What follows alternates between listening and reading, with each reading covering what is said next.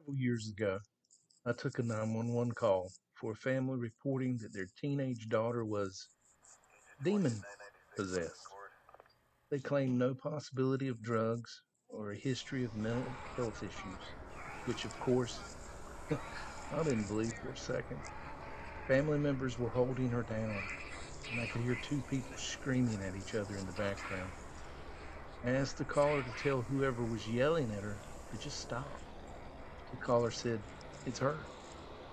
I responded that I knew it was her screaming, but whoever was screaming back at her at the same time to just stop. The caller, in a very deadpan way, again just said, "It's her," both voices. I kid you not. It's the damnedest thing I've ever heard. I've been doing this for 25 years and have heard many, many things. I know of man's inhumanity and the horrible things people do to each other.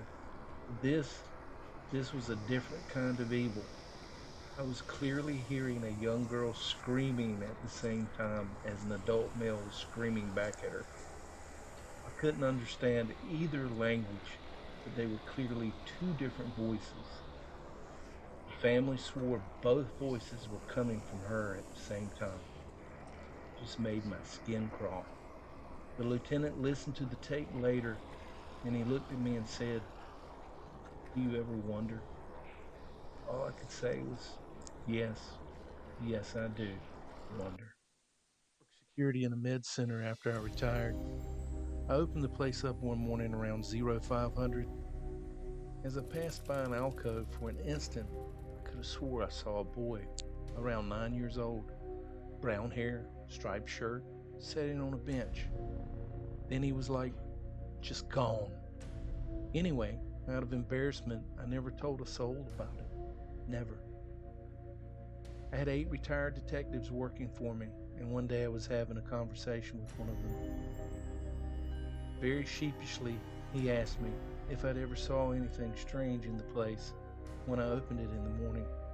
When I asked him why, he said that he saw a young boy wearing a striped shirt sitting on a bench, and then he was gone. The same location where I saw the kid earlier. Other weird things happened. Coffee pots were being knocked over, footsteps late at night when we would close. Later, I found out the med center was located adjacent to the most haunted cemetery on Staten Island.